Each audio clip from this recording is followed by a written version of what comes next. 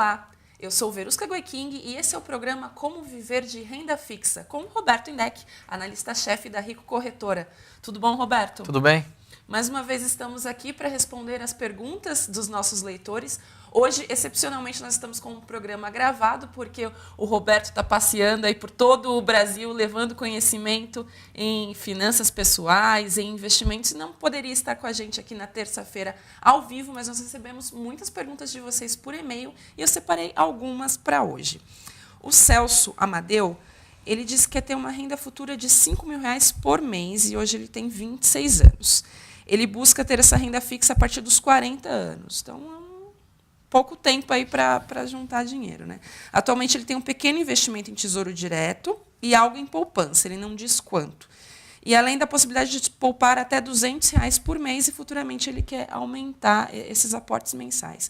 Qual seria o melhor investimento para alcançar esse objetivo? Bom, Verusca, eu acho que a gente pode dividir em algumas fases, né, o planejamento financeiro dele. Por que eu falo algumas fases? Primeiro, ele tem 26 anos, ele quer chegar nos 40 e aí recebendo esses 5 mil por mês, e é onde ele vai se aposentar ou ele continuará trabalhando e quer receber mais 5 mil por mês? Então, tem uma série de questões que a gente precisa colocar aí, como por exemplo os R$200 por mês que ele pode poupar. Eu fiz uma conta aqui bastante simples, desses 14 anos, ele poupando R$200 por mês, a uma taxa de juros média de 8,5% ao ano, ele vai ter acumulado R$65 mil. Ou seja, nesses 14 anos acumulou R$65 mil, obviamente a partir dos 40 ele não vai conseguir receber 5 mil por mês. Teria que ter um valor muito maior do que isso. Além disso, eu acho que tem um outro ponto interessante, é o seguinte, ele tem, a partir de 40 anos ele quer receber esses 5 mil, ou ele vai continuar trabalhando e receber mais 5 mil, mas enfim, com quantos anos ele quer se aposentar? Qual a expectativa de vida média do brasileiro hoje, que está em cerca de 75, 80 anos? Então tem alguns pontos a mais que a gente tem que considerar sempre que nós formos fazer um planejamento financeiro. Então acho que vale destacar essa série de fases. Agora, obviamente, como ele tem 26 anos, ele conta com o tempo a favor dele, né? Quando eu falo isso, juntar R$65 mil em 14 anos, isso já conta juros compostos. E isso é muito importante. Eu, por exemplo, o meu planejamento financeiro, eu pego dentro das minhas finanças do dia a dia também e, sem dúvida alguma, eu coloco aquele valor que eu quero utilizar no futuro. Para isso, existe esse tipo de planejamento e aí cada um tem o seu, obviamente, de acordo com seus objetivos de vida. Entendi. Mas então com R$200 ele não conseguiria chegar nesses 5 mil por mês. Tem como fazer uma conta para dar para ele uma ideia do quanto ele teria que começar a guardar para chegar nesse objetivo? Esse é aquele ponto que a gente coloca nisso. A gente consegue fazer essa conta? Consegue. Mas por qual período que ele vai precisar esses 5 mil? Por isso que eu menciono a expectativa de vida média do brasileiro hoje. Porque, por exemplo, se a gente está em 75, 80 anos, se ele vai aposentar com 50 é um número, se ele vai aposentar com 55 é outro número, com 60 é outro número, se ele quer já a partir de 40 é um outro número que ele teria que começar a depositar de uma forma mensal.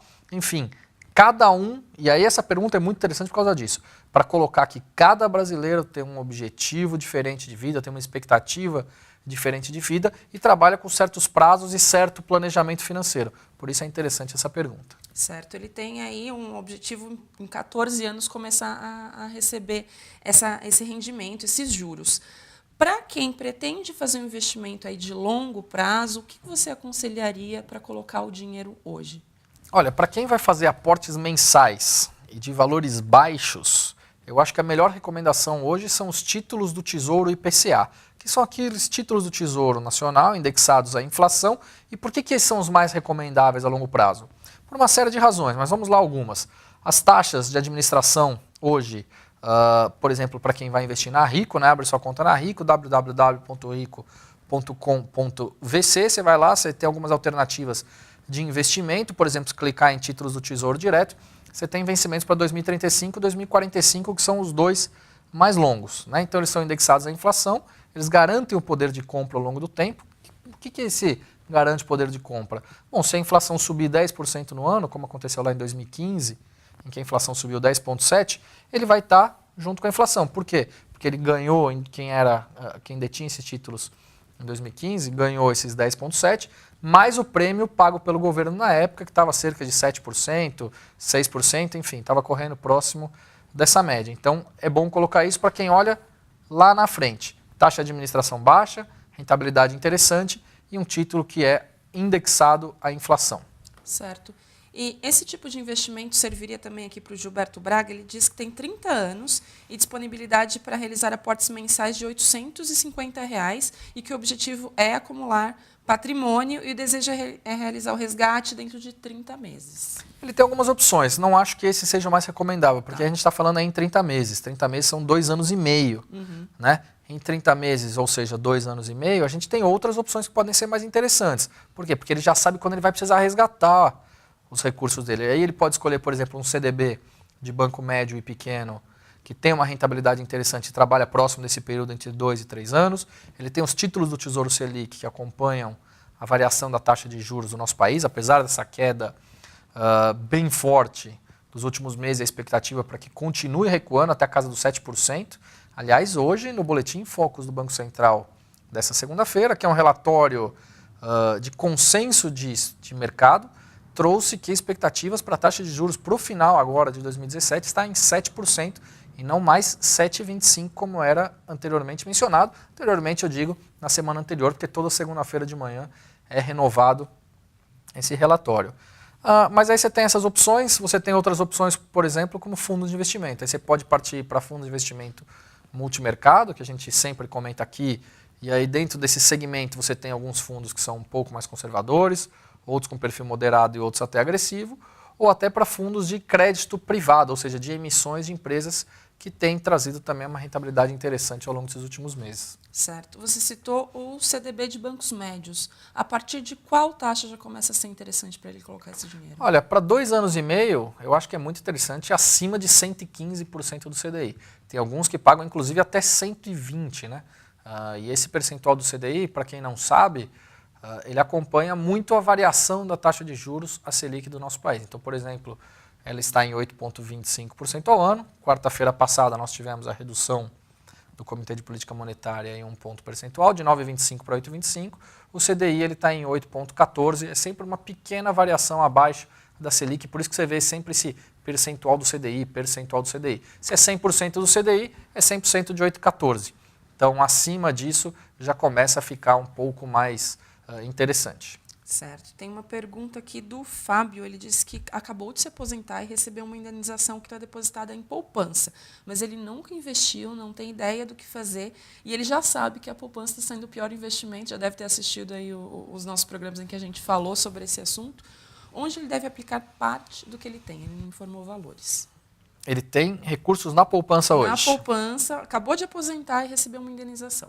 Então, essa indenização é interessante, né? Até muitos amigos meus que foram desligados de suas respectivas empresas nesse período de forte recessão aqui no Brasil, 2015, 2016, ligavam e falavam: Roberto, por favor, eu tenho o meu valor de rescisão, eu queria realizar essa aplicação, me ajuda. Enfim, isso foi interessante nesse ponto, porque o que a gente pôde explicar para muita gente, Verus, que esse é interessante, de que não é simplesmente, Roberto, aplica para mim, eu confio em você, então vamos lá. Não, você, pessoa que está nos assistindo, você tem um recurso, você tem que saber necessariamente as características desse recurso. E por que necessariamente você tem que saber?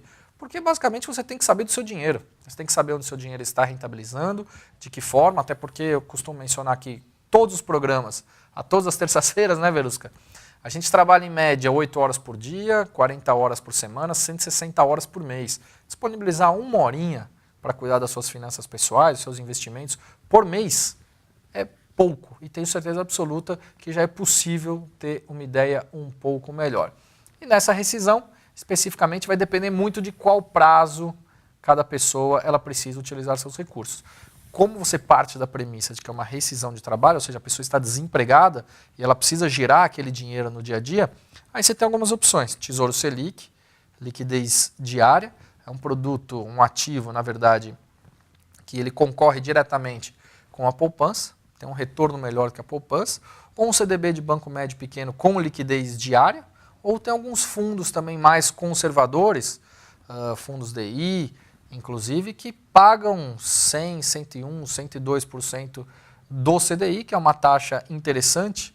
Lembrando que as taxas de administração, nesse caso, contam para esses fundos de investimento, para que a pessoa possa usar o seu recurso no dia a dia, né? Até porque ela está desempregada, ela não sabe quando ela vai arrumar outro emprego. Então, no por caso isso dele, que ele disse que acabou de se aposentar, mas pode ser um complemento para a aposentadoria. Exatamente, também pode ser um complemento para a aposentadoria, lembrando que ele tem que necessariamente buscar algo conservador, ele já não pode arriscar muito, a aposentadoria, ou seja, ele não tem como arriscar os seus recursos no dia a dia, por isso que a gente recomenda algo muito mais conservador para esse tipo de perfil especificamente, e também porque ele não, provavelmente, ele não joga mais com o tempo ao seu favor, né?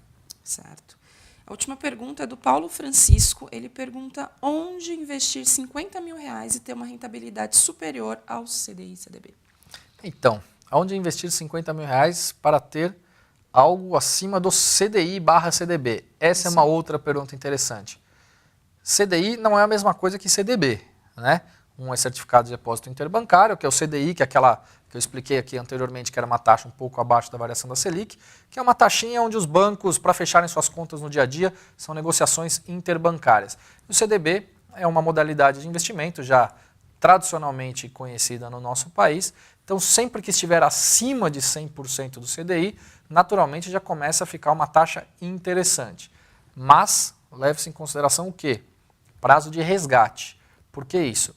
Porque quanto maior o prazo de resgate que você puder deixar seus recursos aplicados, melhores eles vão render. Ou seja, um CDB com 115% ou até 120% de CDI, 118% de CDI, que é o que hoje a gente tem encontrado bastante lá no site da Rico, é uma taxa bastante interessante, mas ele tem um prazo de vencimento de 3 anos, 4 anos. Agora, se ele precisar de liquidez diária, aí seria algo próximo de um CDB, que pague 100% do CDI. Certo. E para puxar o gancho até do que você falou sobre dedicar aí 1 horinha por mês, além dos nossos 20 minutos, 30 minutos por semana, quem não pode comparecer aos roadshows que você tem feito pelo país junto com a equipe da Rico, pode aproveitar o seu material no site do Infomoney, né? Exatamente. Lá no site do Infomoney você tem um e-book gratuito que você pode baixar de renda fixa, um e-book de renda fixa, que tem lá as principais características de cada ativo, os riscos, enfim, tem uma tabela muito interessante lá no final dos últimos 16 anos, comparando, por exemplo, algo, se tivesse um ativo investido, por exemplo, relacionado à Selic, também comparando com a poupança, a inflação, enfim, tem muita informação interessante e informações básicas que vai ajudar no dia a dia de cada um de vocês. E até para, antes da gente finalizar, Verusca, nosso roadshow, terça-feira Fortaleza, quarta-feira Recife, quinta-feira Salvador, as inscrições para Fortaleza, mais de 250 inscritos, certamente será um sucesso esse nosso roadshow de apresentações. Para você que está nos assistindo e é de Recife ou de Salvador, quem sabe ainda há alguma possibilidade de se inscrever no nosso site, vá lá, www.rico.com.vc, e logo na entrada do portal tem lá inscrições abertas. Tá certo, muito obrigada mais uma vez por estar aqui com a gente. Se você não pode ir ao roadshow aí, aprender de pertinho com o nosso economista, mande a sua pergunta para a próxima semana no e-mail duvidaimtv@infomoney.com.br. Na próxima semana responderemos mais dúvidas por e-mail e também estaremos aqui ao vivo respondendo as perguntas que chegarem pelo Instagram do Infomoney e pelo Facebook do Infomoney. Até lá!